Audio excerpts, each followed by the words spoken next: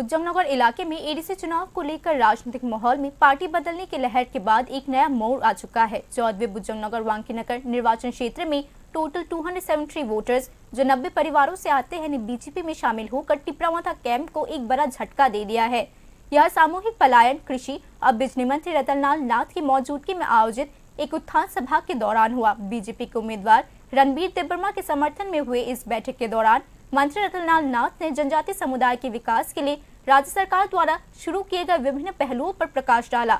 मंत्री रतनलाल नाथ ने बताया कि जनजातीय इलाकों में बुनियादी ढांचे और समग्र विकास के लिए विशेष रूप से बड़ी रकम के लोन हासिल किए गए हैं। वर्ल्ड बैंक से 1400 करोड़, एडीबी से 1700 करोड़, जेआईसीए प्रोजेक्ट के तहत 1000 करोड़ और इंडिया जर्मन प्रोजेक्ट के तहत 254 करोड़ रुपए हासिल किए गए। मंत्री रतनलाल नाथ ने आगे कहा कि इन प्रोजेक्ट्स का मुख्य उद्देश्य जनजाति बहुल क्षेत्रों में विकास की गति को तेज करना है।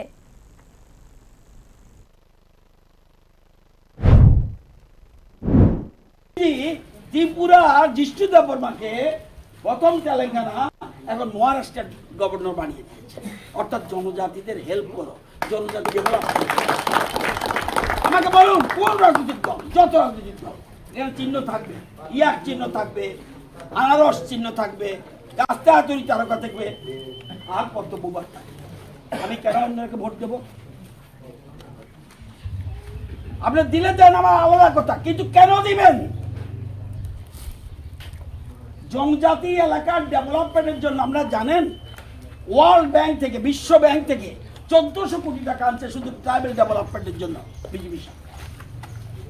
আর এলিমেন্ট প্রজেক্টে 1700 কোটি শুধুমাত্র ট্রাইবাল এলাকার ফরেস্ট এলাকার ডেভেলপমেন্টের জন্য। আপনার জায়গা প্রকল্পে 1000 কোটি ট্রাইবাল এলাকার ডেভেলপমেন্টের জন্য, 254 কোটি ইন্দো জার্মান এগ্রিমেন্ট শুধু ট্রাইবাল এলাকার জন্য।